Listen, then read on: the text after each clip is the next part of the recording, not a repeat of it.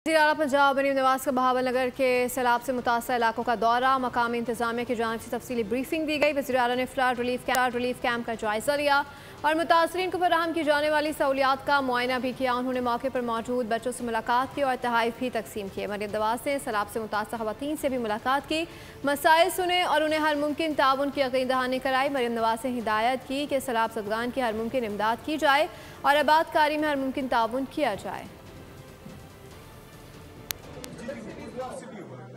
क्या पढ़ा रहे आपको ये? अच्छा मुझे ये बताओ, ओह कितना अच्छा बनाया आपने, वेरी नाइस वेरी नाइस। अस्सलाम वालेकुम, क्या हाल है? ठीक है। ये बेटा या बेटी? बेटा। बेटा है, माशाल्लाह। घबराना नहीं है, आराम से इधर मेरे पास आके बैठो ना, इधर आराम से रिलैक्स। हाँ ऐसे ही ना, देखते हैं। आपने लाया इनको पानी टैंक्स में भर के लाएं ताकि ये शावर लें बच्चे।